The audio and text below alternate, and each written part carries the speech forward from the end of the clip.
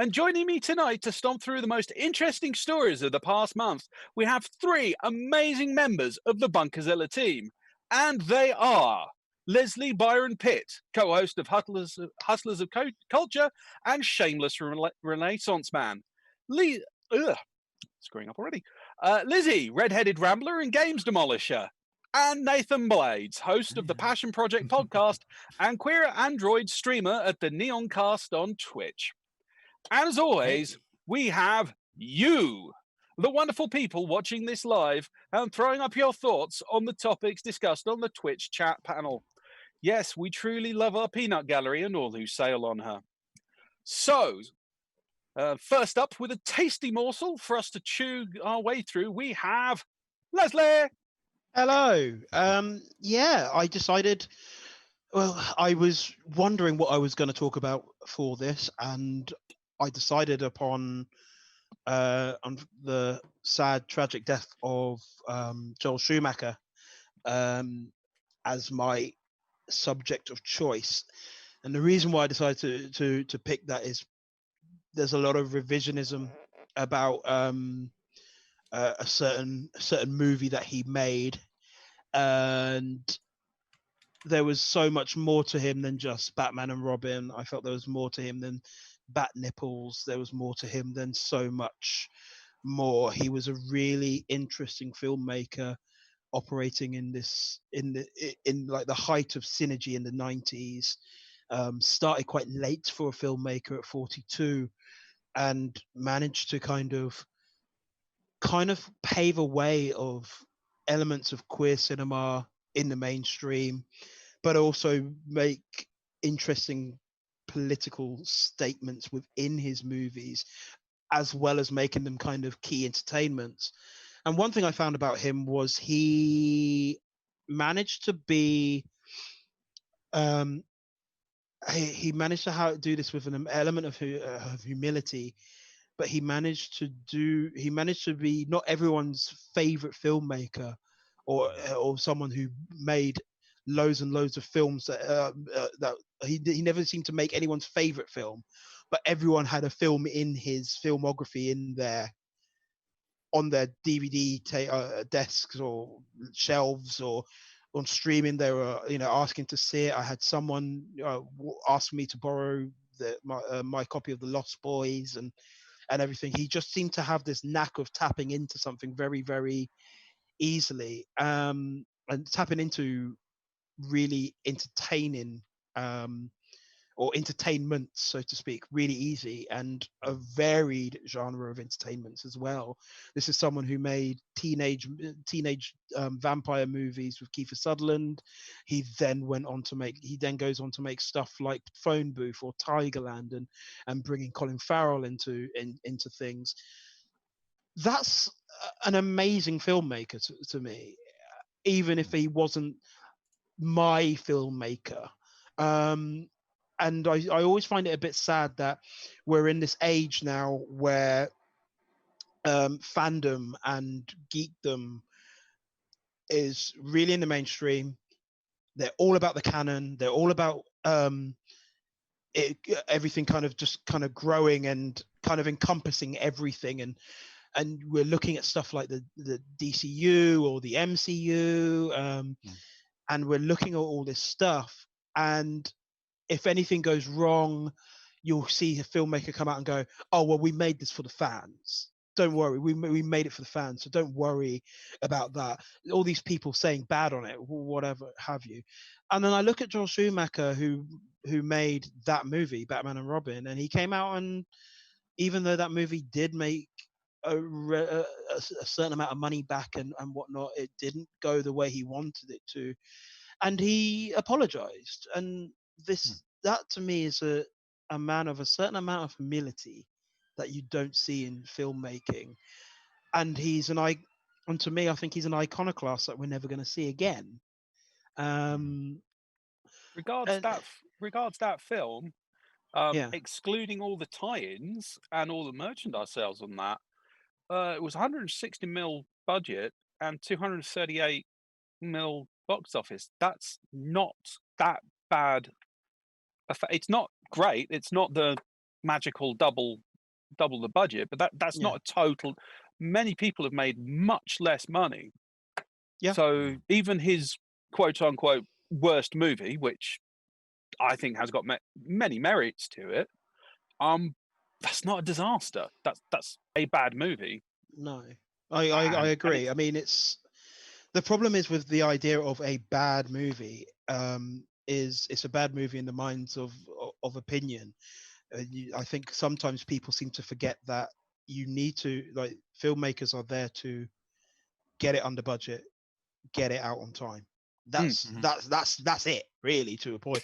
The artistic value of some of this stuff, as much as we love the artistic value, like I really love the artistic value. I'm a massive fan of David Lynch and all this stuff. Like there is it, when it comes to mainstream movie making, there's a reason why people like Michael Bay movies, and it's not just like stuff blowing up and his crass sexism or anything else like that. It's under budget. He does well in meetings. He gets it out on time, and that is the big thing. Like, there's a reason why Fincher doesn't put his name on Alien 3, that sort of thing. And if Joel Schumacher wasn't doing that, he was blowing out budgets and doing everything out and everything else like that, fine, fair enough. But no, he wasn't. He was getting it on time. He was getting it out, and it was making money. And not only he was doing that and making money, like his Batman films, when you go back and look at them, they are horny. You just realize, like, not only they are horny, you just realize how unhorny Christopher Nolan is. It's just like... Christopher Nolan seems to have forgotten that having someone in very tight clothing at the peak of physical, physicality is hot. And Schumacher just went, yeah, I'm going to make the Batman I want to fuck. Which, yeah. That's been definitely true of a lot of what people would consider male and female power fantasies, sex fantasies, and power fantasies of like superheroes in particular. Batman being a really good example of, because when you have kind of like superheroines, they are designed in a very specific way of having sex appeal that appeals really well to male gaze, male eyes. Mm-hmm. And then sometimes when people speak up about that, it's kind of like, oh, well, look at the dudes though. They're also like super like ripped and like, in skin tight clothing. Surely they are also horny in the same way that I find these superheroines horny. And they're like, and actually, as it pans out, no, not really. For the most part, looking like you've got multiple grapefruits sewn under your skin isn't actually really that sexy for many people. There is a craft in making the superhero look attractive to gay men and straight women that is different from just making them jacked. And isn't it called casting? Isn't it called casting Jason Momoa? I guess I've never been one for Jason. Oh, fair enough. But the only reason I saw Aquaman. If there was anything that was to go and get me to see that movie, it would have been Jason Momoa. But I'm kind of like I'm weird. I'm not really one to have like a celebrity crushes at all. It kind of starts and stops at Jake Gyllenhaal, which I think is probably a weird pick. But it takes some crafting to or just a degree of like pleasant subversiveness to go like, oh no, we're not shooting for the male gaze with this styling. And I didn't realize actually that he directed The Lost Boys until you brought this up as a topic. He had a really I was going to say he had a really diverse catalogue of stuff.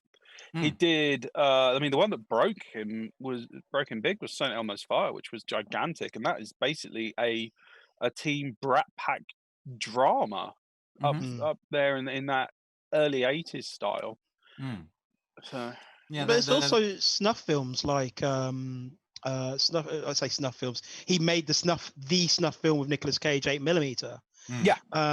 Which is dark as hell. It is dark, and it is talking about this kind of transgressive sexuality, and I don't want to make it sound like I'm connecting it to what you were saying, Nathan, in terms of the male gaze. It's just the fact that he seemed to expand and go really wide with this stuff when it came to sexuality, and for me, I always find that interesting because my other podcast day job, not only Hustlers of Culture, I do an erotic film podcast, and his movies haven't come up as of yet, but I think something like 8mm kind of has to, because he is this kind of guy that just looked into this stuff and looked at what men find interesting about women, and sometimes it's not very nice, and it reminds me a little bit of the Jane Campion movie In the Cut,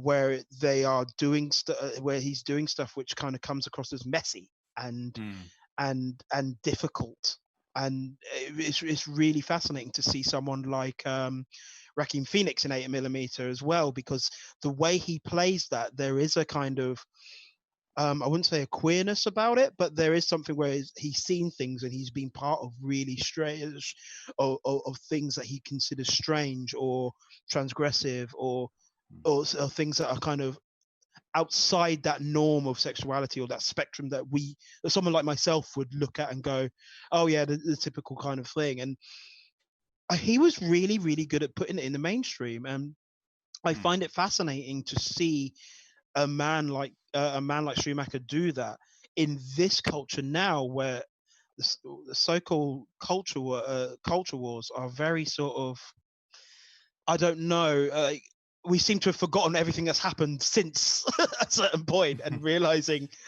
like there was so much more going on, and we're doing it like quiet. It was not even on the quiet. It was Joel Schumacher. He was outwardly gay, and being able to turn around and do all this really interesting stuff. Sorry, Lizzie, I apologize. No, a friend of mine who is a big movie nerd, then it's not Andrew. He classes Joel Schumacher. Most directors, as he puts them, have a niche that they fill.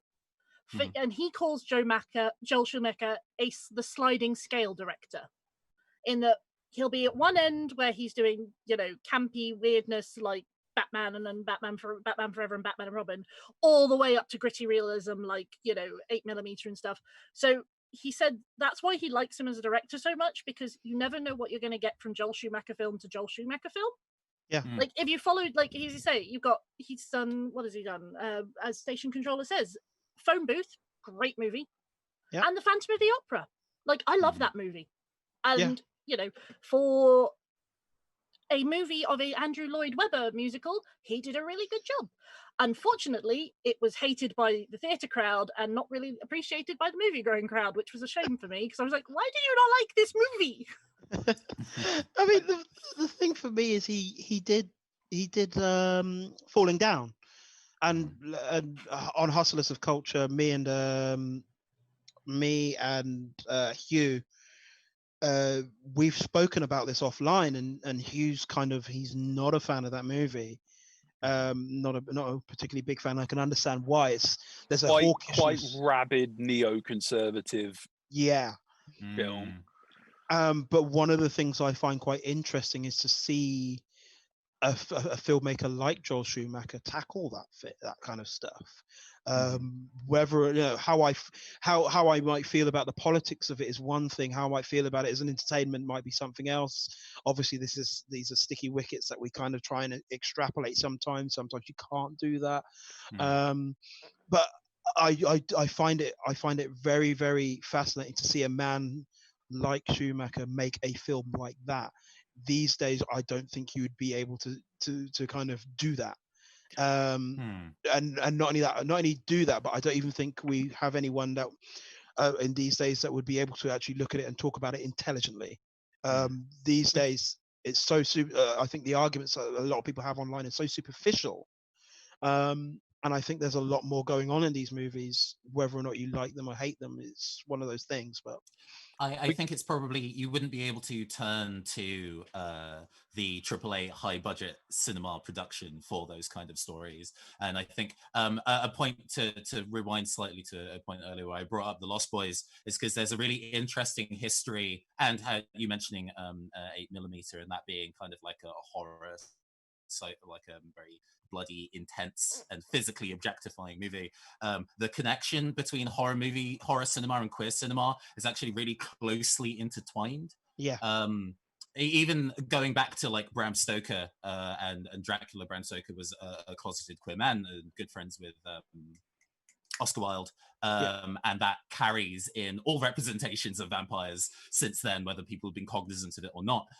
So the Lost Boys being so heavily layered in the queerness almost being text, but not quite. For if it was text, it would never have made air, as it were. And that happens in a large number of horror films. A Nightmare on Elm Street 2 comes to mind. Yeah. As a very, very strong example. The director swears up and down he didn't realize it was a my film. Oh no! The screenwriter was like, "Nah, I absolutely put that in on purpose." And you can, so you know that he was an openly gay man and working in consistent. As a consistent queer theory reading through most of his work is really good. You know, that he was, I guess, him reaching auteur status. And I've never really felt, I felt some type of way about auteurs, even within like Batman Forever not doing great and then the blame falling on him. Well, he didn't make that movie by himself, and there's a whole bunch of other factors. The fact that it was an IP and they have restrictions in that could have all sorts of reasons could have ended up resulting it being bad, not just because he directed it. So it's kind of unfair of him that he had to apologize. Like, what? That's kind of messed up. But yeah, the fact that him having the fortune to be considered an auteur and also motorcycles going on outside of my room. I'm sorry, I have to have the window open. It's very hot today. It's okay. We have a no boiling to death policy on this show. Those him. So to wrap up the point, sorry, apologies for rambling. Him being given the ability to be an auteur and therefore being given kind of a free rein to put that subtext into his work is cool as hell. Yeah. Yeah, I love the I've got here Al wants to play a game saying how can one man make so many different types of movie. I think you've got to be open. I think it's the biggest thing that I've always found to be an issue with when I was studying film at college and at university, and like kind of making kind of the student film and bumping into other people who wanted to be directors and wanted to do all this stuff, but they were so only interested in their own little things, and it was such a narrow, like a really narrow perspective. I'm not really surprised they didn't open up and engage and kind of go on to do anything else like creative, because I think it would have been a really tough time for them. Not to say that you can't go down these kind of rabbit holes or whatnot to do that, but when I look at some of the directors I really, really love, they have their themes, but they start to put these themes in so many different in so many different spaces. It's that kind of thing when people talk about Spike Lee and he only makes one type of movie. No, he doesn't.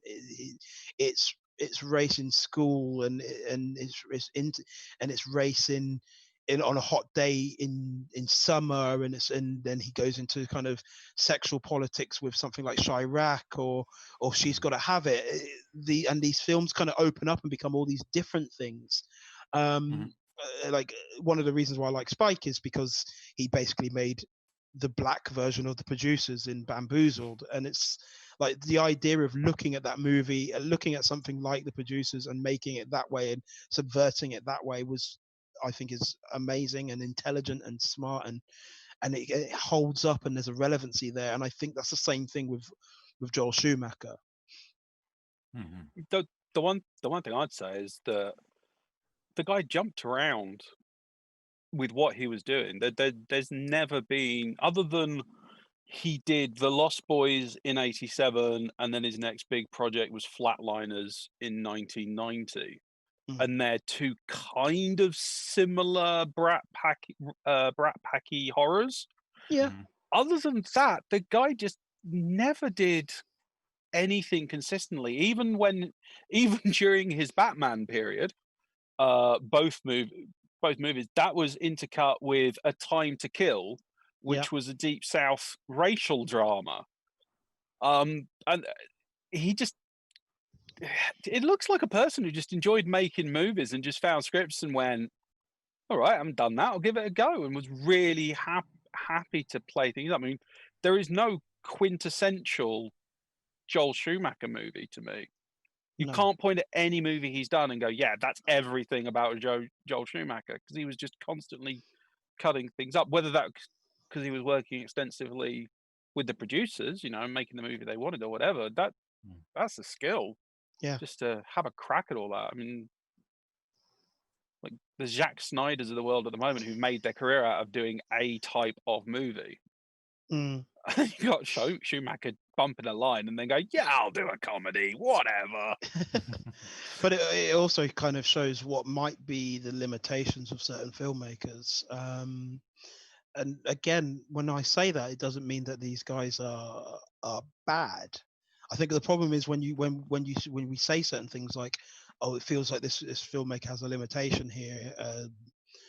I think people tend to think of that as a negative, and it's like, no, I think it's they might not be as open, or they might not be able to branch out as much as we would like them to into certain things, and that's just unfortunately sometimes it's just the way it is. The thing about someone like Joel Schumacher is similar to someone like Rob Reiner. Rob Reiner's like first 5 movies are phenomenal. They're unbelievable in terms of The Sure Thing, Misery. I'm trying to think of it. I'm trying to think of it now, but the first Rob Reiner 5 are all over, and I think one of them. Yeah, let me just find out 1 second. Sorry, but it's the internet. Google. Yeah. IMDb. Okay, Where well, are yeah, we? fine. Well, he searches. Lizzie, you had a point. Yes. Yeah, no, just you saying about like for some filmmakers being limited. There is nothing wrong with doing what you're good at. Like, I mean, look at Woody Allen, for Christ's sake, if we must. Like, he has a type of movie. He has a story arc that he likes. He self-inserts himself into every single one of them. Mm-hmm. But it does the man well. Well, it used to. Yeah, but okay, like I'm talking like the Annie Hall era of Woody Allen movies rather than some of the more recent stuff that he's done. But you know, just because you have a niche and you fill it well does not detract from your work. Whereas Joel Schumacher, I think he was one of those guys. He's like, no, you know what? I don't have a niche. I'm going to try this because it sounds like fun. I look at his like back catalogue. I mean, one of the films on there I didn't even realize was a Joel Schumacher film. It's called Cousins. He did it in 1989, and it is one of my favorite films ever. That's a Joel Schumacher. Cousins is a Joel Schumacher. Yeah. 1980. He did it between Lost Boys and Flatliners. I didn't realize it was Joel Schumacher. I love that film. Oh, you have to. If you haven't seen it, go watch it. It's so weird, but so amazing. So yeah, sorry. The Rob Reiner 5 was This Is Spinal Tap, The Sure Thing, Stand By Me, The Princess Bride, and then When Harry Met Sally. And then and afterwards is Misery. My God, doesn't good. As a resume, that's quite. Yeah, I don't. It's super broad, I guess, in a similar kind of way. Yeah. I just find that those kind of filmmakers I think we're going to see. I feel like we see less of that, because we are kind of operating in a stage where, if I look at a Marvel movie, the director can be replaced and then put in a director that will fit into what looks to be, I wouldn't say a template, that's not the right word, but a kind of signature style. It's formulaic. Yeah. And that it kind of, it's no surprise to me that you're looking at the guys that they're getting kind of went from TV and do what kind of Joel Schumacher do, but in the sense of get it on time, make it on budget, but they don't have that kind of, they're not allowed to kind of move out of that and put their own little things in there. Like, you know, it's no surprise that Edgar Wright wasn't really, you know, creative differences. You know, I think that's because that's the producers trying to tell and sell a single narrative across multiple formats and multiple situations. whereas a standalone movie is its own thing. Mhm. But you also get that strange situation where you get maybe I'm being dumb or whatever, but this idea of a fandom for a creator, for a director, that's relatively new. I mean, everyone used to love Spielberg, but you knew it was going to be a good film rather than, oh, I'm a fan of Steel. It's just not in the same way as it used to be. Yeah, I think very I'd say it's mutated mutated. Yeah, I'd say it's mutated. The current culture that we're kind of in with accessibility to the creators of works. Social media is an interesting thing for good and for ill, but it gives everybody the ability to directly reach out to people who make the art they love, and that can be really positive and really useful. But it definitely can result in being a fan of a specific person because you can talk to them. I think like people in like video games, Kojima wouldn't be the person that he is definitely now if people couldn't go and tweet him things and contact him in that kind of way. I suppose if we want to kind of return to the kind of early 80s era of auteur directors who can kind of make their content unabashedly, they would have to very resolutely not be in social media. But to be honest, that's probably a good thing. That's probably fine. They should maybe do that.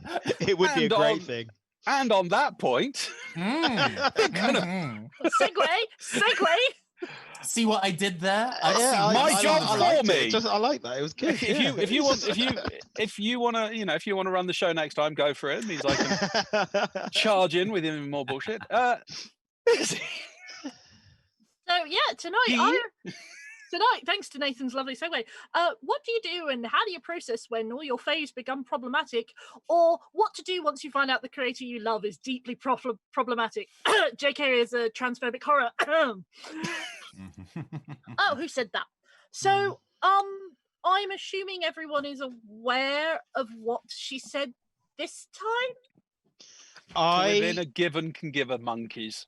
Yeah, I will just say now that I know what she said was quite negative, but because I don't follow the circle so much, I don't know exactly what was said, and not only I don't know exactly what was said, I tend a lot of the time I'm trying to stay away from a certain amount of negativity online. Which is fair enough. That's very healthy of you. So basically what happened was she retweeted a thing about creating a more equal post-COVID-19 world for people who menstruate. That was the title of the thing that she retweeted. And she went, people who menstruate, I'm sure there used to be a word for those people. Someone help me out. Wumben, wimpund, womaned. And it was like pointed out to her that might come across as incredibly transphobic, and she doubled down by going, I know and love trans people, but erasing the concept of sex removes the ability of many to meaningfully discuss their lives. Which, I don't know, there's already things of like, there are already women who are cisgendered who don't menstruate for a variety of medical reasons. Yeah. I mean, I'll put it out there, I haven't had a period since 2011. You know, apparently you're not a woman now. Sorry. Then what the hell are these on my chest? But again, that isn't something that makes you a woman. But like, you know, I was assigned female at birth. I have always portrayed myself as female, but I don't menstruate. So that means I'm not a woman anymore. This is when they break out the if, buts, and maybes and try and get around the fact that what they didn't mean was transgender people because they want to say something transphobic, but don't have ironically in this case, don't have the balls to just go, I don't like them. Yeah, I mean, you know, she's got history as well, but it's sort of like a lot of people are now incredibly upset because it's like, but I love Harry Potter, but she is a transphobic horror. What do I do? And it's like, can you remove the creator from a thing that you love and still love and want to still love because it has meaning for you? Or do you have to give up the thing that you love, which is another horrible like thing? I mean, yes, okay, we're, you know, adults and stuff, but like I have a niece, she's 10, she's obsessed with Harry Potter. I'm not going to go to a 10-year-old and say, no, the thing you love is problematic, get rid of it all. Like, when she's older, yeah, sure, have that conversation with the kids. Surely the question is Harry Potter problematic, or is the creator of Harry Potter problematic? There are interesting, I guess, media crit things that you can do about that. The whole process of reading a single text through lots of different lenses.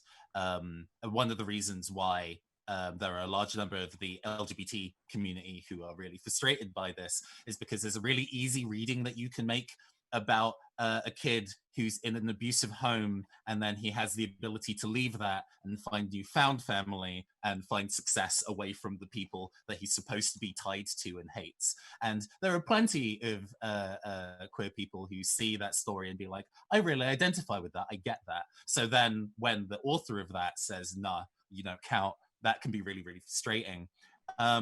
Similarly, now that we know more about J.K. Rowling's values, reapproaching those texts again with those in mind, pull up new ideas that you didn't really consider before. It's been discussed for a while about the kind of like goblins that run the banks in Harry Potter, or at least as far as the movie is concerned, long-nosed and really greedy, and there's already archetypes and stereotypes that go with that make you go like, is that something that she intended? Is it something that she didn't intend? Was it just very lazy nicking of other stereotypes and not considering where those stereotypes came from? Problematic, but in a different kind of vector to the kind of creator herself. But then we also know that apparently, as far as the movies are developed, she has a really almost Anne Rice iron fist around how those are produced. So then she would then is assumed, does she have that kind of creative control to kind of see those things? There's the whole thing about house elves and that they enjoy slavery, actually, which is like... And the way they talk is very stereotypical of a certain period of cinema and depictions of people.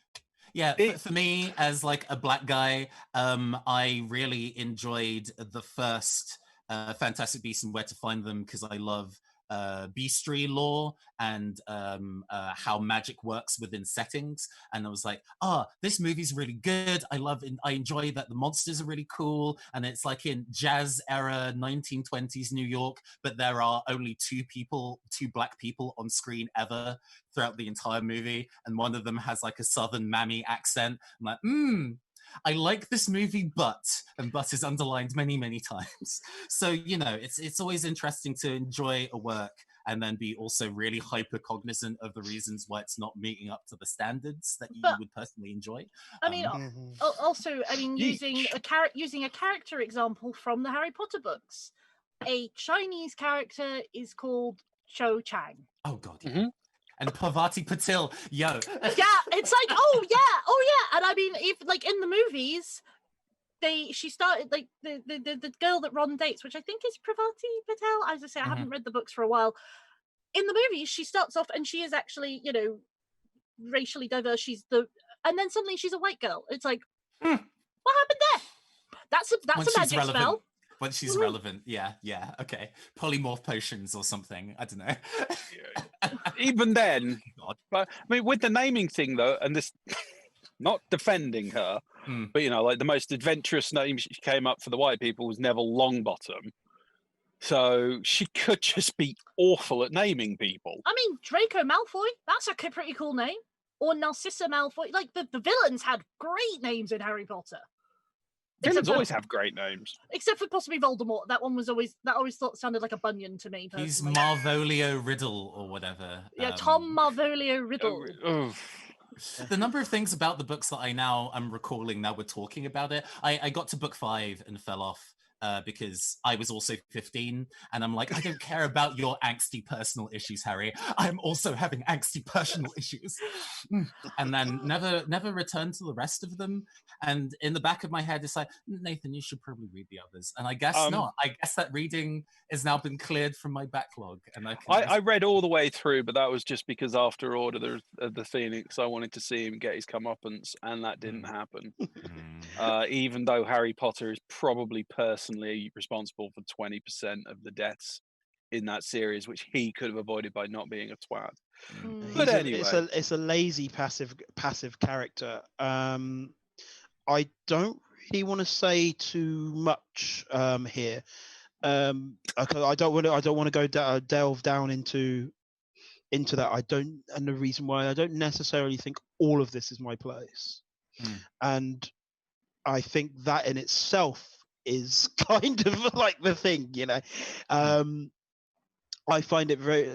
What you see is sometimes people who forget about context and correlation, and seeing a writer such as J.K. Rowling turn up at one point, way after the movies have been done, way after the books have been done, and going, yes, one of those characters, yeah, they could have been gay if you think that way, almost like an afterthought. And then when you really delve into it, and you see a segment of people actually turn around and go, so what do you mean by this then? And then you see this writer kind of dig and go deeper, and you go, oh, you are not the person that I kind of thought you are. I think it's really tough to take. And not only I think it's tough to take, I think it's one of these things where it's very difficult. Now, for my sins, being a football fan, I deal with this a lot. And one of the reasons I deal with it a lot is because of like on larger economical scales, watching one of the most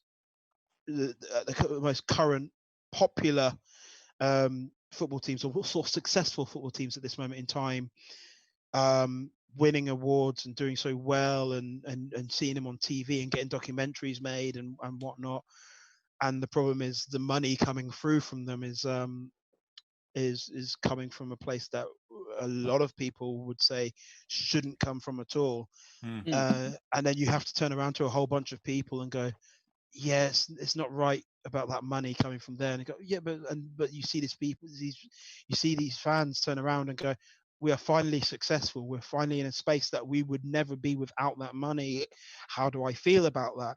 And it becomes very knotty, and it becomes very messy. And I think sometimes this is not me condoning what she says. I think sometimes it is unbelievably difficult to remove yourself from so much of this stuff, because how far can you remove yourself? There are so many things out there. We're in the middle of a pandemic, and I feel so bad when I can just pick up a phone and click on Amazon, knowing the situation with what's going on with Amazon.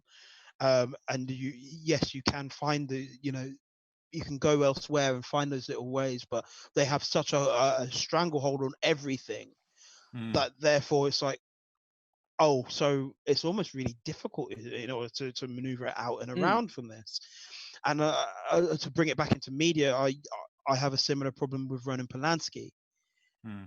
Polanski is a man that survived the Second World War and is removed from that, and had his wife killed by Charles Manson's followers, and yet the things he did after that involving children and kids, and the way that he flee, makes it really, really difficult for me to look at something like The Pianist, knowing that it's coming from one period of his life that he wants to talk about, and not the other period of stuff that goes on.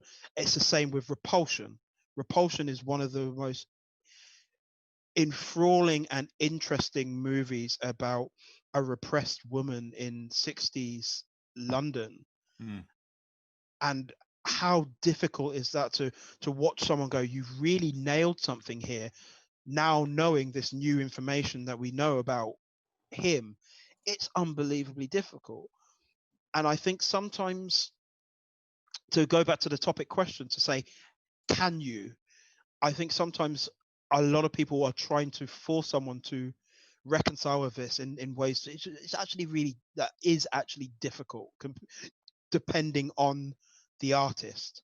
So for me, yes, I'm never going to have to watch Jeepers Creepers again, because that man who made it is a child is a child rapist, and that is nothing on me. But with other things, yeah, it does become difficult considering when you watched it, how you watched it.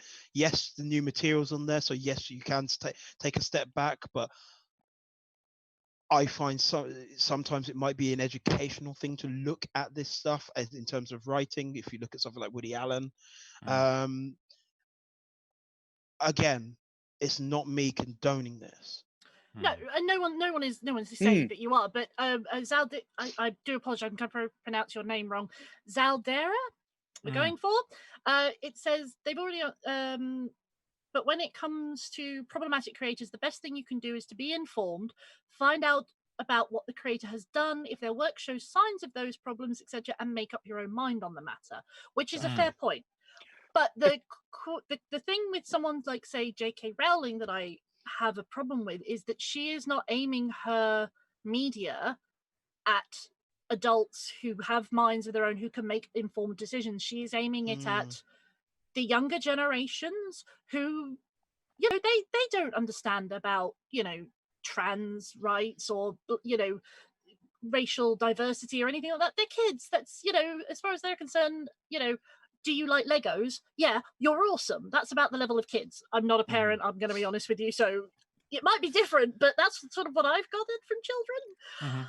And it's like, as an adult who knows that the child in your life is deeply, deeply in love with this series of books, how do you as an adult, knowing that that child loves that series of books and wants stuff to do with that books which goes to that creator, how do you as an adult willingly still buy the stuff for that child because they love it, knowing that you're also feeding into someone's narrative that you don't agree with personally? Like, that for me is the issue I have. On a pure economic level, there's secondhand bookstore shops. I was going to say the same thing. At least in a position that doesn't solve the problem, but that is a way of purchasing, legally getting the material that doesn't enrich the creator any further. Can I, on an additional level, I'm a massive Roald Dahl fan. Big fan of Roald Dahl. However, there are elements of his life that we can look back and go, oh no. Great. That was a bit racist. However, I grew up with those books. I live in Bucks, so I've gone to the museum. I really love his book, and one of my most prized possessions is when I was 11. I got Boy and Going Solo, and it's signed by my father and written in there written in there. I just take it. I've taken it everywhere with me. It's one of those, and it's just one of those things. And also, this kind of brings me to my point. Watching the film Willy Wonka and the Chocolate Factory, the 70s film, in which I watched that film, and my dad turned around and go, Les Jr., come here. And it's exactly what he said. and then stated to me, he goes, what did you learn from that movie? And he asked me questions about it and what I learned from it. And he goes, and when I was like, oh, I thought this and that and the other, and he goes, well, yes, but one of the most important things that you see in that text is the ability to learn to tell the truth. And I think that's really important, that there will be things within that material that kids can look and understand, and that parents can look at and sit down and talk about the good things about it. It's like, you know, it's one of those things where, like, Enid Blyton, Roald Dahl, like all these guys have just got these histories which are really annoying, but I've read their books, and you can look and you can. I do feel that you can extrapolate from that, but it takes education. It going back to what Zaldera. I apologize. Apparently it's Saldera. Saldera. The Peanut Gallery needs a pronunciation guide. But what she's saying is about making up her own mind on the matter. Is like, it is about the education of this all. It is about turning around and going and saying, right, so the text is saying this, unfortunately the author is saying this, what do I say from this, and what can I do to grow to grow and build from it. And I think the important thing of all this always is empathy. I think the problem I constantly have with the world that we're in, be it culture war on one side or the other, it doesn't matter to me. The problem I'm having with all of it is empathy, and the fact that so many people do not seem to want to have it or give it. And the other idea is that we're all on the same even keel. Online is so silly when it comes to the idea that someone will come up and say something, and the first thing is like, well, I'm coming from this background, this, and the other, and automatically I'm thinking they're on the exact same background, and they don't have the, like, some people just they're not coming from the background knowledge that you have. So it is a situation where you do have to look at you as a parent. From all I can see is you look into your own life and everything else like that, and you can sit down with someone and talk to them about it when you feel that they're at a certain age. I realize that we're gonna be moving on for time, but I just want to kind of get a quick point in. Sorry, please. Two quick things. One, critical. I think this is why critical understanding of the media we consume and encouraging children as part of like educational curricula to critically consume media is really, really important. All the kind of book reports on why Harry Potter is this and why books are that, I think seems dumb at the time, but actually the critical skills you gain from that are really important. In terms of what Saldera was saying earlier about problematic creators and looking at how it features in their work, very recently it was highlighted that comics writer Warren Ellis has had a history of taking young female people in the female creators in the comic industry under their wing, doing kind of like texts back and forth of a salacious nature, and then moving on after the fact. And that was, believing the victims of those things, looking at the rest of his works, like Transmetropolitan, which is a comic series I absolutely love. It is a genius piece of cyberpunk fiction, talking about gonzo journalism and politics.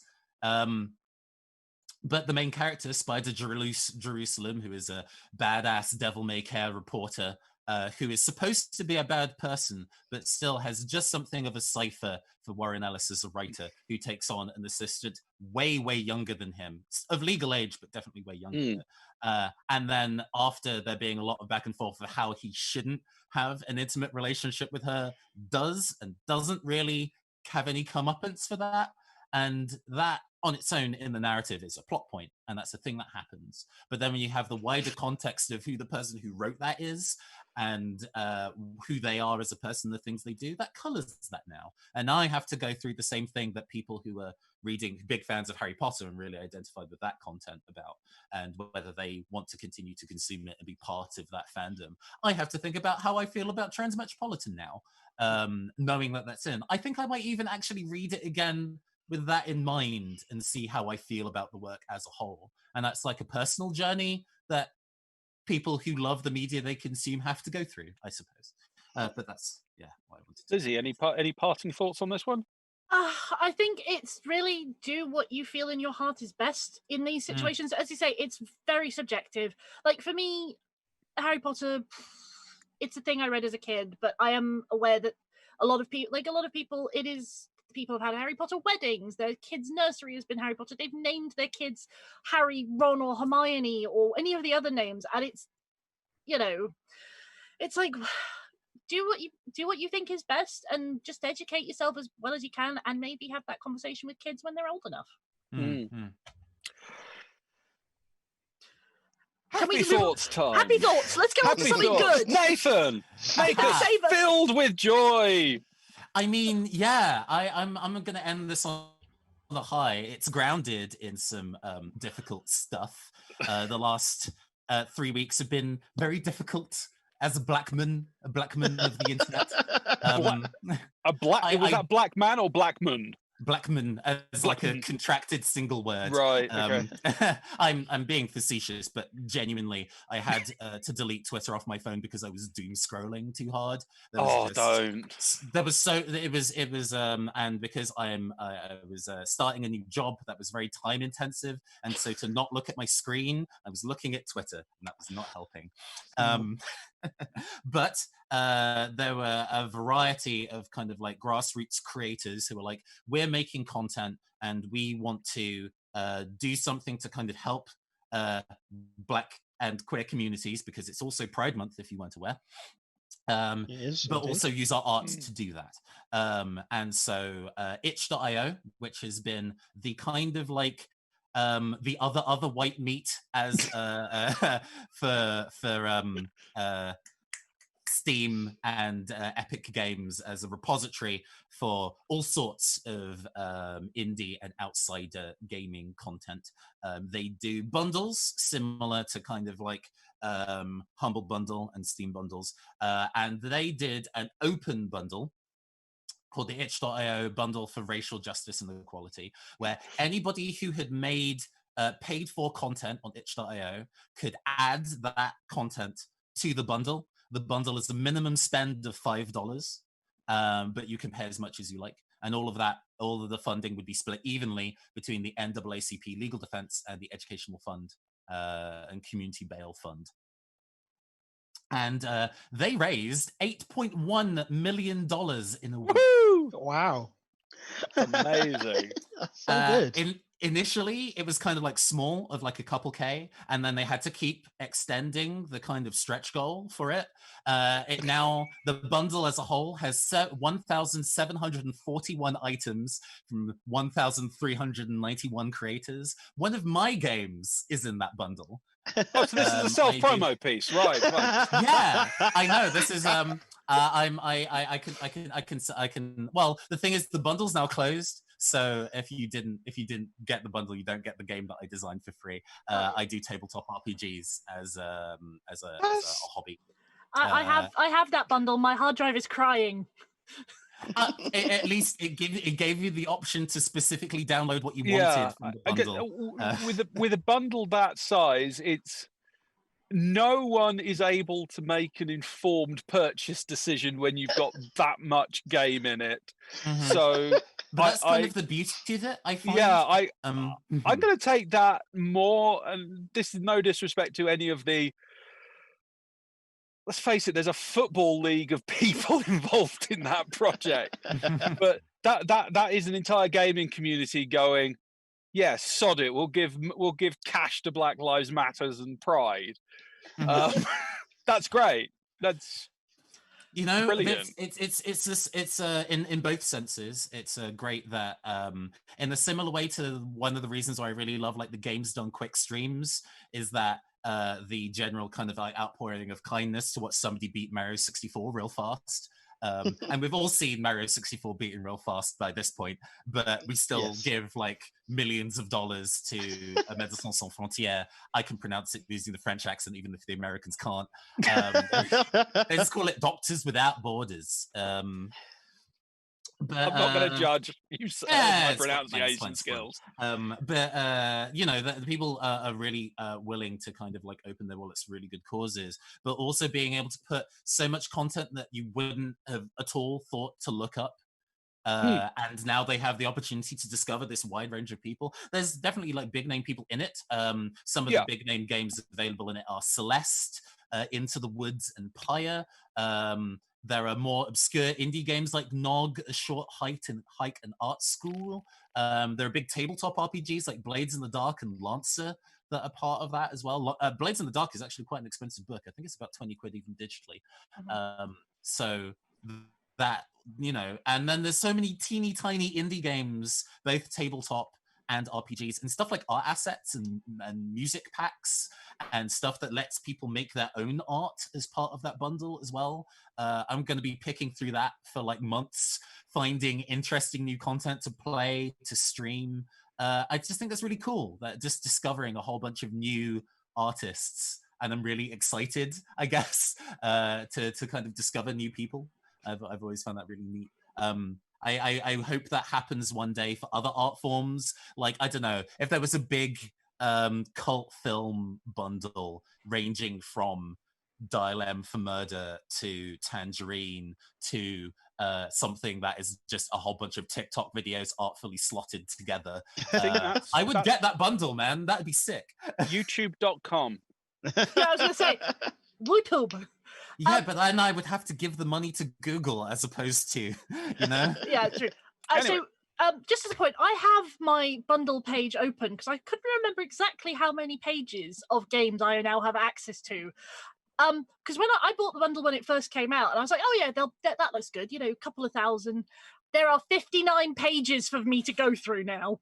Mhm. I don't know how I'm going to manage this because I am one of those people. I have bought the thing. I must play the thing, and I am probably going to have to start streaming a lot of these because otherwise I'll have no idea what I'm doing. But I mean, God, same. like I mean, even if it had been like 10 games, I would have thrown money at it because what a cause! Like, especially in this sort of political climate, is that the word we're going to use? Is that the phrasing we're going to use? Like, I cannot. Quagmire. I would use quagmire as a word. I mean, funnily enough, I cannot really speak about racial injustice because I white, like, but I am fully behind any sort of movement like this because people deserve the same rights as everyone else because we're people. Mm-hmm. Like, you know. I will just say just a point there. When you say you have no right to talk about it, what do you mean? I mean that I do not have the right to stand up and go, my opinion is the only one that matters. What I have the right to do is stand up behind people like you and Nathan and say, listen to their voices. They deserve to be heard on this matter.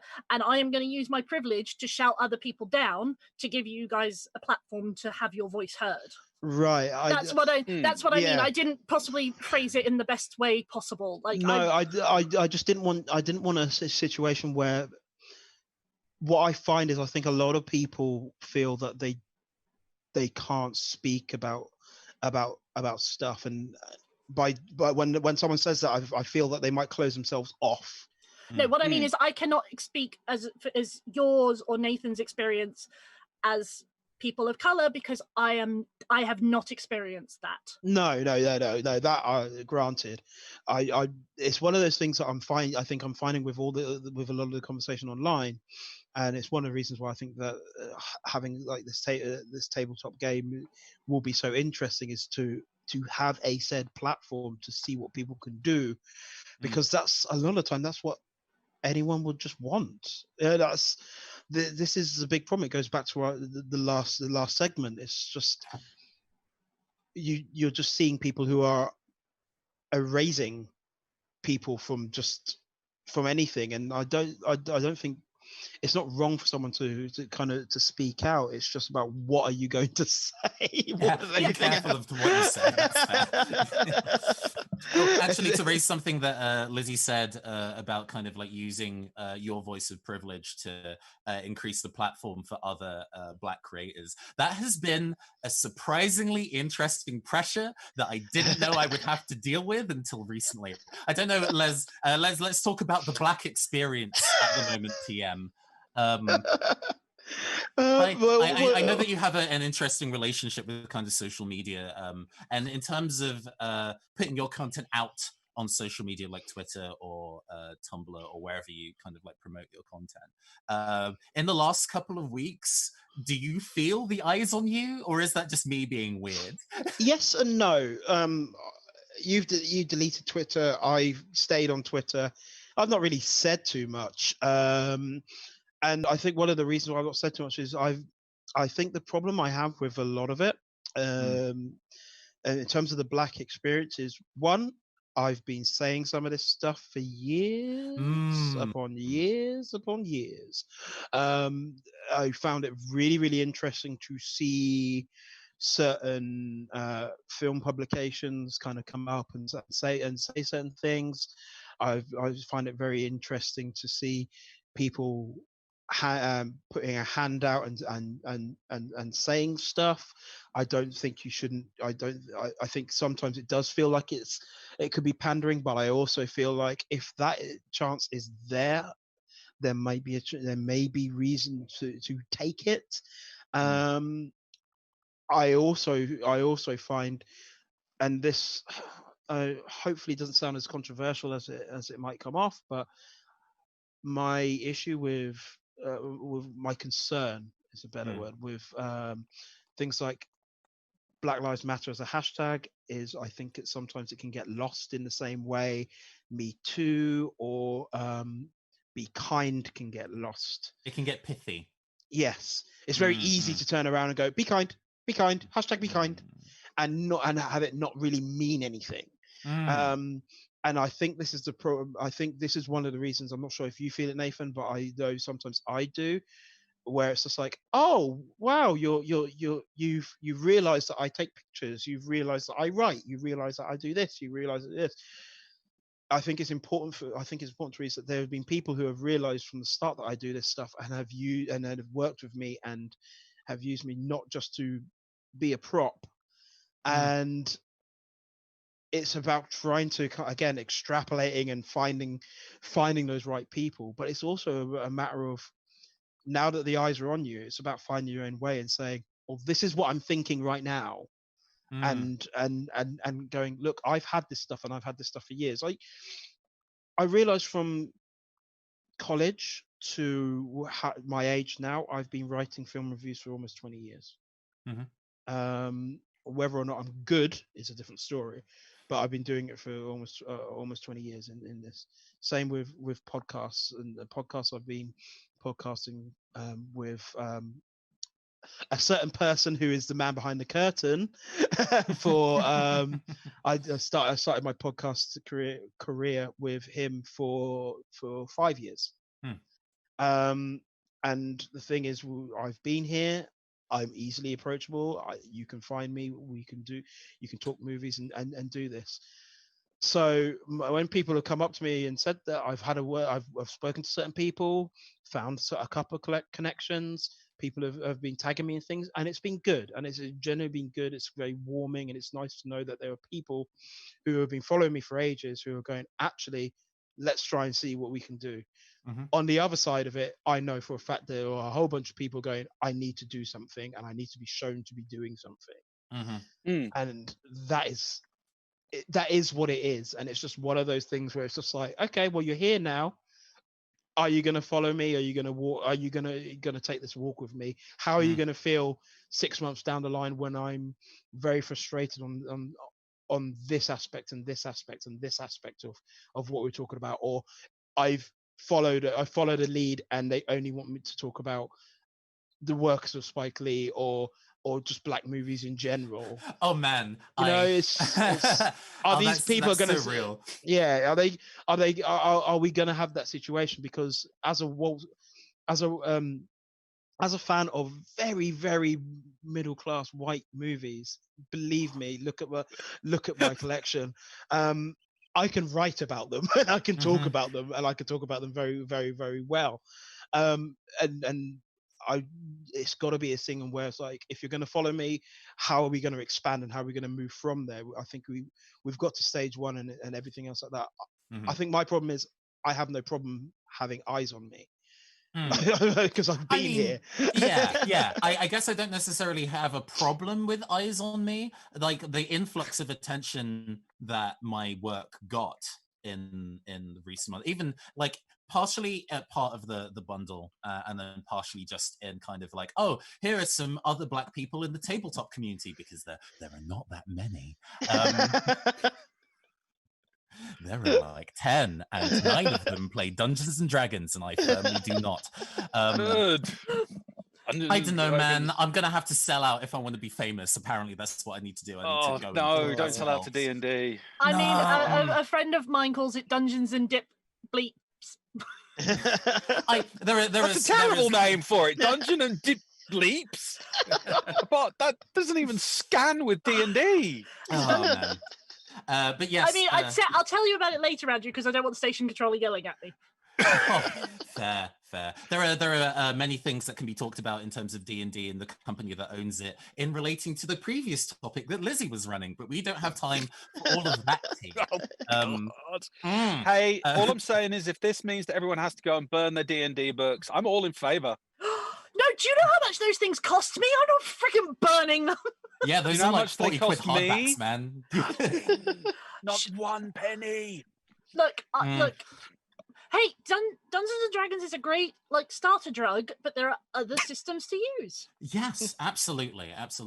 Right. This is the point where I gesture to the bundle full of RPGs that you can go and try. That's the thing, though. Is like it's 6 months down the line. Are you still the official representative of the Black D&D community to be there and talk about blackness in whatever? Oh, that's Critical Bard. Right. There is somebody who is there is a guy specifically for that job, as it turns out. Maybe self-imposed. Interesting. I think the Daily Show had senior blackness correspondent at one point, which I just thought was absolutely perfect. So, are you getting all these things because you're actually good at it, rather than just because they want to hit some kind of? I mean, I want to think are that they throwing cash at you? All these creators. It's like, I'm supporting this creator. How? I'm telling everyone about him. No. People are following the account, but are they subscribed to the Patreon? Cash is the most sincere form of flattery. Yeah. On that note, Andrew, I have a fixed budget of what I can spend. Yeah. So if I find a creator that I like, sharing them out there, I will help because it might get someone else to spend money. I fully appreciate people have budgets, and I fully appreciate people have limited amount of cash, and not everyone can throw money around. I'm talking about in a general situation. You can jump up and down and go, "Oh, I found this. I found this magical little black person doing this niche little thing." You could have people jumping up and down and go, "Look how many black creators I followed this month," as much as they want. But until the money turns up, and I'm not pointing at you personally, and this isn't an attack on you personally. I mean, there's other things I'll attack you on personally, Liz, later. I know. It's purely this whole sudden influx. Great, now give them money. Because they're creators, and creators need cash.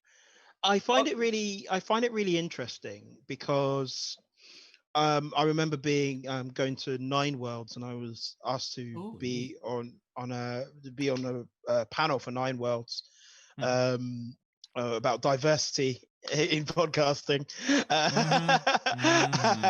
And they were representative for the black podcasting world. And it was me, and it was Hugh, and it was nice, and it was interesting. And so someone kind of asked that question, or kind of asked that thing. And this is a couple of years back, and it was talking about diversity. And one thing I said was, well, this is the first time I've ever said this to anyone, but when I saw that there was an element of sea change in terms of female criticism and females in film and podcasting, everything else like or writing and or anything else like that, all I did was I didn't say anything. I just started to seek out other people. And this is the thing, is like, if you're making a big deal of it, people will question why. Like, my thing was just to find different voices and to interact with them and to speak with them and to talk to them. And I think sometimes I went down a road, and there was things I didn't gain a response I felt was encouraging. And then there was other things where I was like, there's people I talk to again and again on Twitter, and I share their stuff, and I talk to them, and it's just about talking to people as equal. And again, this is the sort of thing I think is being lost in the education of this all. One thing I said on a forum somewhere to someone is, it's about the idea of being looked at as equal, because to be talked down to is so exhausting. and this is the thing, and sometimes for some people, having their eyes on him is also exhausting. And the way I see it is, right, okay, so you're now following people and you're interacting with them. Now it's time to do interesting work and talk to them about what they do, how they do it. And yes, the other thing, the money and having that come in. But I am someone who, with some of the stuff that I have done, I have been paid one, every so often. Not now with a new influx of new followers or anything, but I have been paid once or twice every so often. But I know what the landscape is like, and because I know what the landscape is like, I've always kept a job. And realizing that this is a passion for me, I would rather have someone have a look, just place their eyeballs on things than anything else. However, my coffee is Afro Film Viewer. If you're interested, that. Oh yeah, I mean, yes. the stuff I do is never going to make. I'm never going to be able to give up my day job for my stupid projects. But every time someone gives me a couple of quid for a badge, yeah, it is. It's what I mean by it. It is the sincerest form of flattery, because I have loads of people come by the stall and go, "Wow, that's really funny," but for someone to actually go, I worked to make this money. How some of it I like your stuff that much. That's what I mean by cash is the sincerest form of flattery. Yeah. I only last year I got published in Film Stories magazine. It's the first time I've ever been published. Oh hell yeah! Congratulations. Thank you. For film work. And when I say published, I don't mean the internet, even though that is published in a way, but like print, in print, it's still something. And it was phenomenal, the idea that someone turned around, saw that, and go, here's a thing, I'll pitch you this, see what you can do with it. And you produced it, and it was like, here you go, this is your thing. And I was like, wow, it is still a warming thing. But sometimes the most warming thing is I've just posted on my own blog a piece on the rules of attraction, and I absolutely adore that movie, and I knew that the way I wanted to write about it may not work for anyone's style guides or anything else like that, so I just published it. And I've just had you just have people go, I really like that piece, and sometimes that can be enough. Depends. It depends on what you're in here doing, and what for, and whatnot. I like, my struggle at this moment in time is I'm trying to create a book, a photography book of different models, and a lot of it will be more women, and there'll be different types of women, and shooting them through a lens which may not be as sleazy as it's been seen before. Hopefully, I don't know. Eye of the beholder. But the trouble I'm having is trying to find the right people who are willing to do what I want to do, and trying to budget money and time, and making sure that the people that have that are get their due or whatnot. That's sometimes it's really, really difficult, when really what you really want to do is just try and get the art out there. And that's that's a whole different turns out making art is hard. Who knew? Exactly. There's a reason there's the trope of the starving artist. Exactly. Well, I think some of that's because most artists are awful and deserve to starve. But there was also like the whole drugs, drinking, women sort of thing. If I could get away with drinking that much absinthe, I absolutely would. Oh yeah, but it would have to be the old school absinthe that actually sent you crazy, not this new stuff that apparently tastes like mouthwash. It does not taste like any mouthwash I've ever had before, and the old school absinthe mostly did that because they mixed it with terps and wormwood. It was more the terps really that did it, because that's terps. And old school terps as well. Yeah, I don't want to know. Not this newfangled new None school. of that. This Healthy, low-cal terps. God, Jesus. vitamin C added terps. Oh, It is that messy thing, though. It's like whenever there is a moment in social inclusion, which is essentially what is happening at the moment. You know, people going, "Hello, please, can we be people?" There is that moment where as creators, they become the hot new thing, and it's great if they're actually allowed to just be creators. here's effing hoping, right? Like, God, I'm trying to be everybody's parasocial fave out here. I mean, you're always the hot new thing. I mean, I am hot. That's true. We're all hot. I think we need to exchange contact details at the end of this, Nathan, because I'm already thinking of something that I want to do with you, which would be quite interesting. I mean, dinner and a movie first, but absolutely. My wife is in the other room, and that is not what I meant. I'm not saying that she's going to be mad about it. Yeah, I mean, hello. No, I ain't like that. But yeah, I mean, I guess, you know, even before all this, I was making rebellious queer content about people raising up their communities and pushing back against the establishment. Even before any of this was going on, everything has changed and nothing has changed. You did it before it was cool. Yeah, I guess it was. I mean, I'd like to think that being punk was always cool, but I might be in a limited subset of people that believe that. I mean, all I ever hear about punk is that it's not dead, but no one will explain to me why it's not dead. The general ethos, and Andrew, because the exploited said it wasn't dead. Look, I am very white and very middle class. Punk was sort of a thing that happened, and I was like, oh, okay.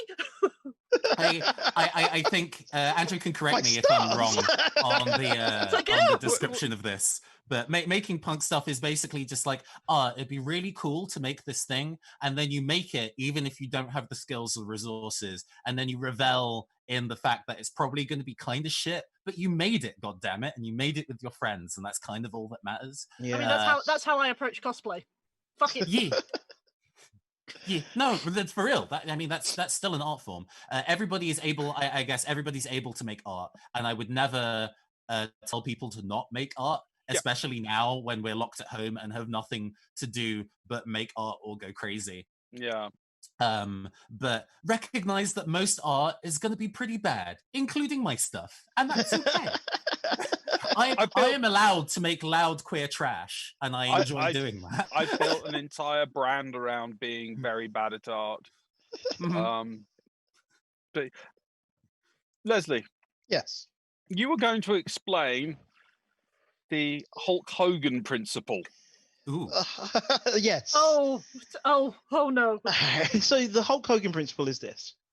For me, it is the idea that when Hulk Hogan was caught on camera and his details got sent through to Gawker about what he was doing, sleeping with his friend's wife, and saying this, at one point he turns around and he's talking about Brooke. And at one point he sort of talks about Brooke's boyfriend at the time and saying that he doesn't want to date the N-word. That came out, and when that came out, it was a big thing with a lot of people. And you know, obviously he got booted out of WWE at one point. Now he's back in because it's WWE. But there was a big hubbub about what he said. Now, the principle that I've been saying to people is this. Everyone was more annoyed at the fact that he used bad language than the idea that he wouldn't allow his daughter to date who she wanted to date. And I find that fascinating, and I always now call it the Hulk Hogan principle.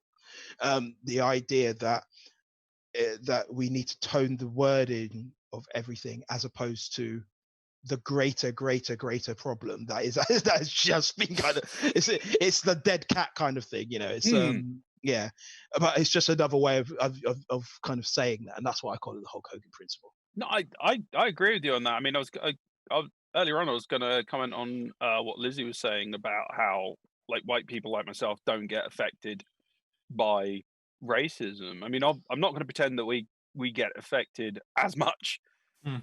as non-white people, because like that's basically the entire concept of racism, is that we get it better. But we do get affected by it because we're not allowed to enjoy non-white stuff. We're not allowed to enjoy non-white stuff just because it's cool, and there is a social control going on that does impinge on us. And I'm not going to pretend it's as bad as it is for anyone else, but it's this idea that it doesn't affect us. It's like, yeah, actually, it fucks about with our lives as well. I mean, what you're talking about there, Andrew, is cultural appropriation versus cultural appreciation. Well, just the idea that, Okay. I mean, in music, there's in the rock world, there's still so many bands. It's like, oh my god, they're black people playing punk, or there's black people playing heavy metal. Ooh, and it's like, dear Christ, bad brains, grow up. This has been around for ages. The fact that they're all of a certain skin color is irrelevant. As someone who And absolutely adores, someone who absolutely adores Nine Inch Nails, and I went to see them live, and the look on people's faces is an absolute picture. It's a brilliant. You just go in there, and people are like, I don't know what to do. And I came with my cousin, and my cousin's wasn't really a Nine Inch Nails fan at the time.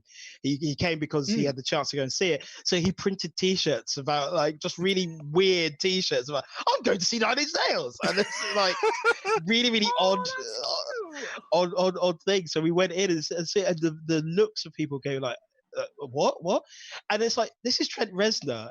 Do you not know what Trent Reznor does when he's not doing this stuff? Like, like when he's not doing Nine Inch Nails, like he was scoring Watchmen. There's a reason why he scored the score for Watchmen. There's a reason why you see him on LP, on the music of LP. Obviously, LP, who now does Run the Jewels with Killer Mike, and like he's really into that stuff. And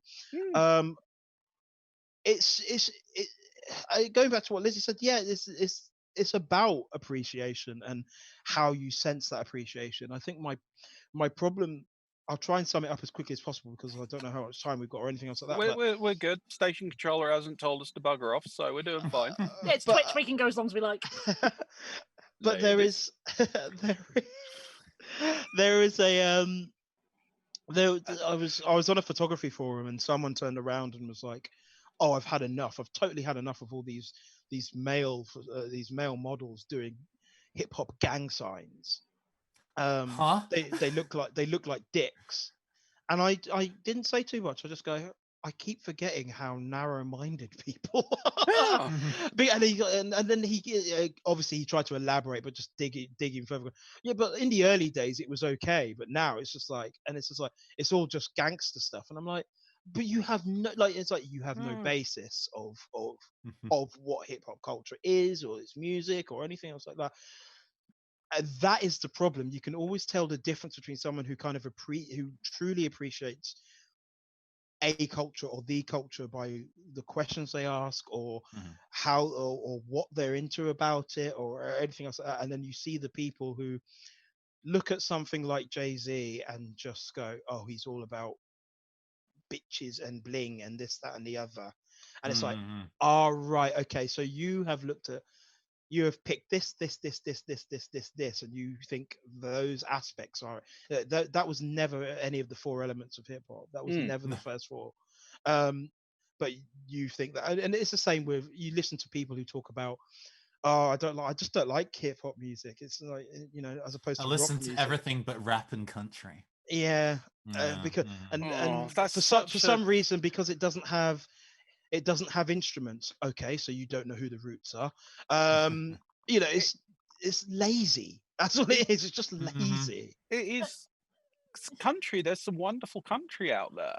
Oh, absolutely. It's this idea that, apart from anything else, it's like, well, what you mean is you listen to the charts, which is never good music, and you decided you're not going to like it because of something other than the actual music. You heard something that was different and went, well, I'm not going to like that. And then you decided not to, or... I mean, I think it's one of those things, like, people say, what music do you like? I'm like, music. there are certain artists that I really enjoy their music, Yeah. so I listen to a lot of their stuff. But it's like, I don't care what What you genre got. I don't care what the genre is. If someone says, "Oh, listen to this song, you'll really like it," and I'll listen to it and go, "Oh yeah, okay, that's really cool. Yeah. I'm going to add it to my playlist," Mm. or I'll go, "What else you got?" But I mean, Like some like there's some music I listen to and I'm like, I don't get new wave, Yeah. but there are some new wave tracks that I'll listen to because they're kind of relaxing. but it's like if you end up listening to stuff that's outside of your designated cultural pigeonhole, Mhm. and when you get people going, "Oh, you're just trying to be different," it's like, no, I heard it. It's an absolute banger. I'm Or just super it's- into it's like microtonal right now. Why But- are you like this? I mean, It's like if you have sushi and people go, "Oh, do you think you're Japanese?" It's like, no, I think I like fucking sushi and I'm hungry. Back off. okay, on that note, like looking at me, you would say, "Hey, she's British," or possibly one of those other like white countries, right? I know that Britain is not like a predominantly, but you know, we're getting into the mindset of racist. I was born in Hong Kong, Wow. so Yeah. I grew up with a lot of Chinese culture, those stuff. So in like my house, I have a lot of Chinese stuff. I still remember I had someone come over once, like they were like they were like coming to like do some work on the flat, and they went, "Oh, you've got a lot of Chinese stuff in your house. Do you fetishize the Chinese?" That was the exact phrase that came out of their mouth. And I went, no, I grew up with this stuff. Like, this was my mum's and she gave it to me when I got my own house because it was part of my childhood. "Oh, what are you, some sort of insert word here that I'm not going to say, lover?" And I just went, get out Oh. of my house, please. Get out. But again, it goes back. But it goes back to what we were saying earlier about like the J.K. Rowling segment, where it's like it is about the education of this stuff. It's like when you see something different, what are the questions you are asking, and why are you asking?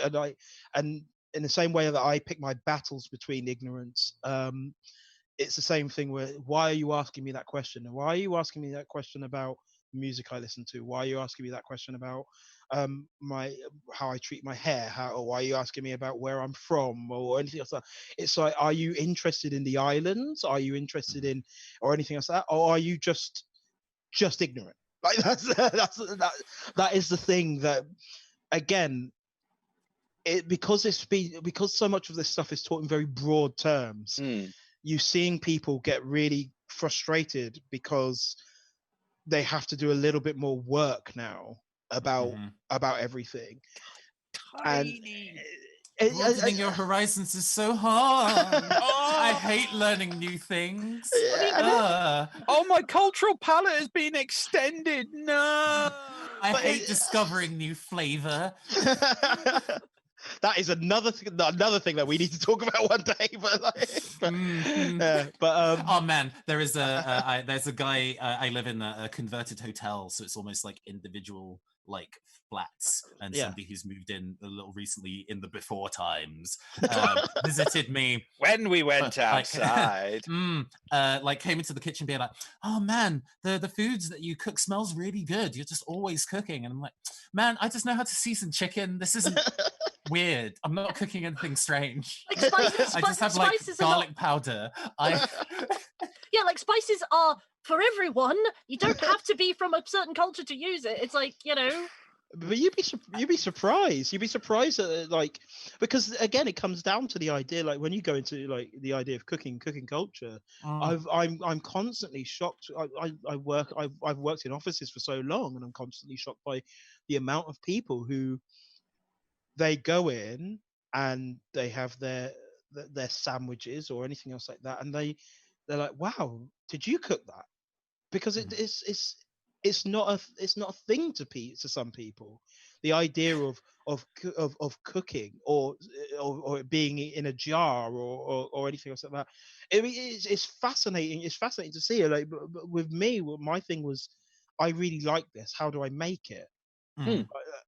And for some people, it's just like, I like this. I like eating it, and it is that different thing. But again, it's where the course goes on from there, where it's like, right, now that I know this, what am I going to do with this information? Am I just going to ignore it or am I going to kind of embrace this and become a more open and broad person? This is this is the problem. It's just like when you're talking to a lot of people who I think I say you, the royal you. I think a lot of people are talking to people where they could have their minds broadened if you can find the right way of engaging with them and talking to them. But it's whether or not A, they want to go down that route, or B,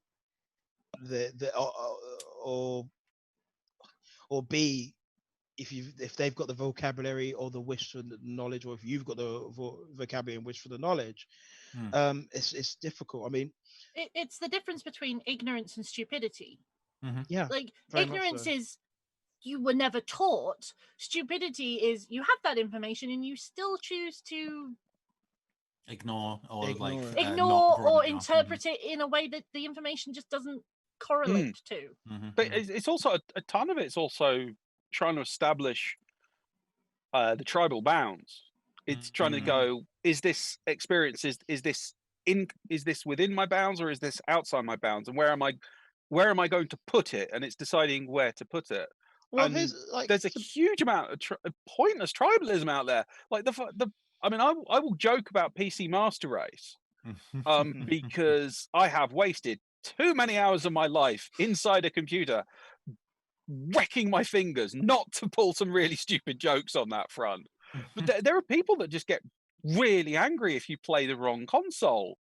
And the hell? Weirdly, still, it's the fact that it still happens. I get back in like the GameCube era when there was a fair amount of like exclusives per platform, but at this point, you probably know what console you want for the experience you want. I'm never going to want to play The Last of Us 2, so I don't care if it's on one console and not others. It's fine. I'm not going to lose sleep. Read-only memories is on everything. Going back to what you were saying about the Ichigo bundle, there are going to be people out there. I'm not going to go looking for them because you can find any kind of stupidity on Twitter.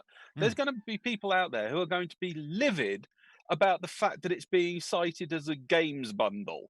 And they're going to be like, well, they're not real games. They're not real gamer people.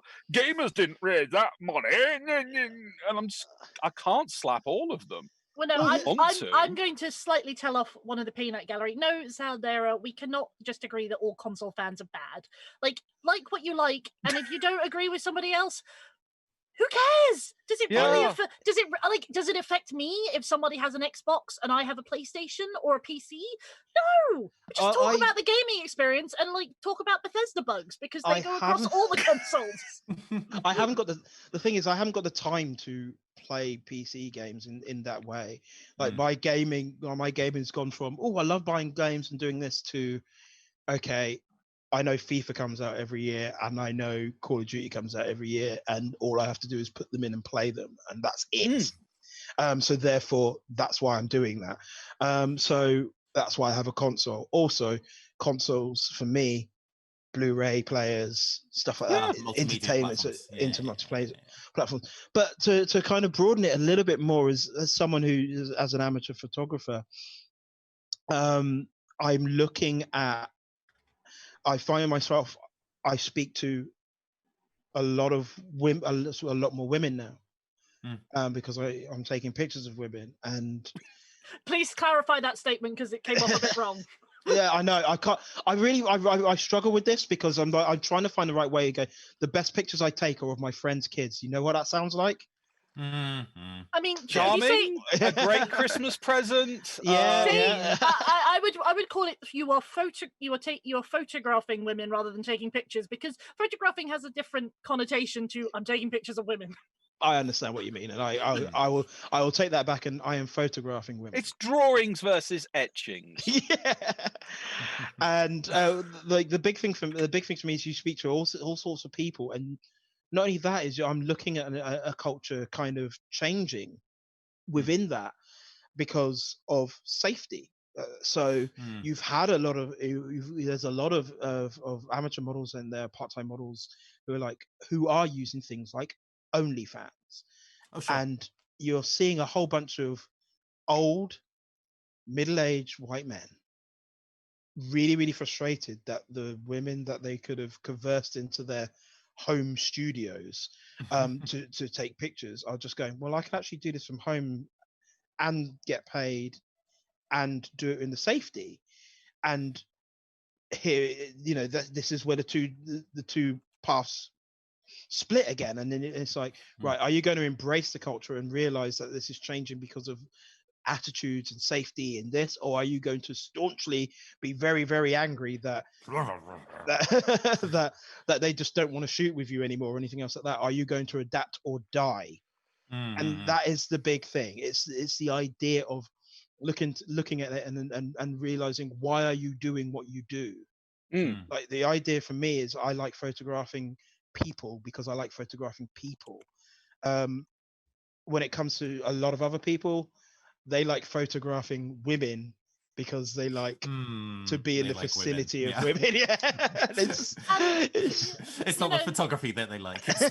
Exactly. But There's a story about that as well, involving film, which scares the crap out of me. But yeah, sorry, go on, Lizzie. But also, it certainly, I, speaking from the female perspective, I am not what I would consider traditional model, but I've been at conventions and I've been in cosplay, and I've had guys trying to persuade me to come up to their room because they have all their photography stuff up there, and they'll get so many better pictures. And I have quite bluntly told them to off, and I'm going to report them to con staff, and I do, because I recognize that behavior for what it is. It is predatory and needs to stop. But do you know how many times I went to con staff about this behavior and I was told, oh, don't rock the boat, they're harmless, it's not a problem. And then later on, it turns out wasn't exactly harmless, because I am bolshy as all heck. And I will, some poor little 16-year-old girl who, first time at a convention, and there's this really nice guy who's told her how cute she is, how pretty she is, how amazing her cosplay is, and she maybe isn't as worldly wise as I am, and fell for it, and is now traumatized beyond all belief. There's a psychology, but I've been saying this to a lot of people recently. There's a psychology behind the idea of taking a picture, and you have to do. I think most of the work you have to do is before you even press the shutter, and it's really important to kind of get that in your head. And have your manifesto and have your rules and have everything there. I love the idea of taking pictures or photographing female cosplayers or male cosplayers or cosplayers in general. I have no qualms with that, because I find it an interesting subject to take pictures of when I get the chance. But there is a way around this, and there's a way of talking. What a certain photographer says is like, oh, the pictures will be better up there. Yeah, there might be some window light so he can diffuse stuff, and yeah, he might be able to get nice skin tones or anything else like that. But we all know that is not the point, and it's the flattery to deceive, isn't it? Which is always the thing. And my argument is, don't go with anyone who isn't transparent. Don't speak to anyone who isn't transparent. But I can go on about that in another podcast. Okay, that got a bit heavy. So before we wind up, very quickly, favorite thing from geekery in the last month that's straight up cool? Because anything. One sec. Let's think. Favorite thing. In terms of news, or just that's been going on with me geekery? Something nice. Yeah, man. That kind of all started really positive, and then it was just by the way, there's some serious predators out there on the con scene, which we're all missing, but not in that way. I think in many ways, the con scene is going to change very strongly once we are allowed to go back outside. A lot of the cons that at least the cons that I take the time to even attend now, because some of the larger ones that are more careless about it. So why would you go? But cool. Yes, I've been playing Yakuza 0 recently, and oh my god, a game about beating people up with a bicycle has never been so beautiful and so heartwarming. Les, I'm playing The Last of Us at the moment. I'm about 4 hours in. It's fantastic, phenomenal storytelling. I'm really enjoying what they've done with it at this moment in time. I haven't got to too much misery as of yet, but I have got to one plot moment which was pretty bad. Okay.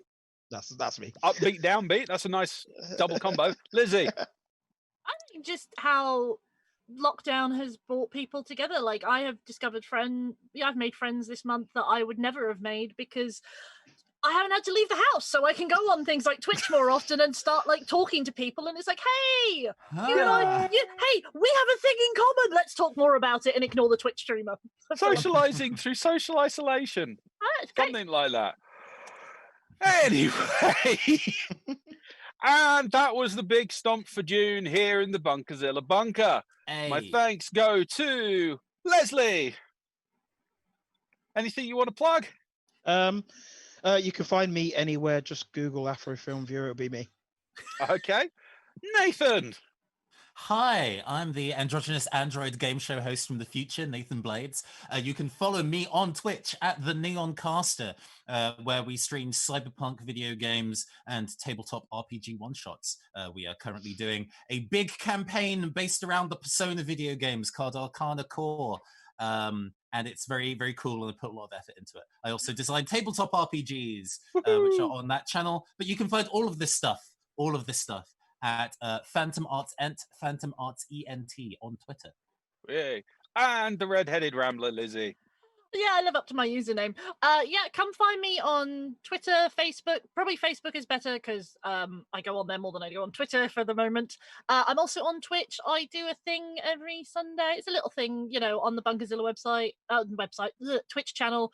We're playing Dragon Age. Come and watch me get kicked in the emotional feels.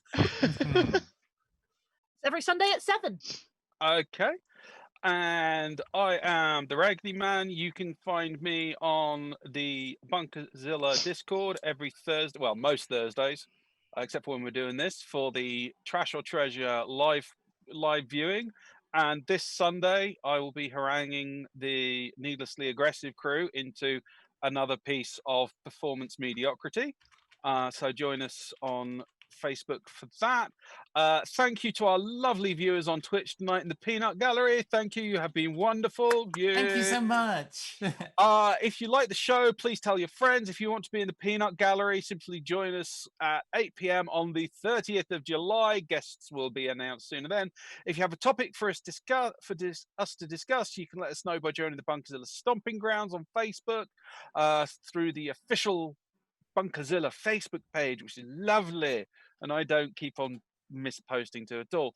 Don't forget, there's tons of exciting stuff broadcast here on the Bunkazilla Twitch channel all across the week. We're trying to get regular updates on what's happening when Station Control has all that news and does huge amounts of work on that. It's always thank you.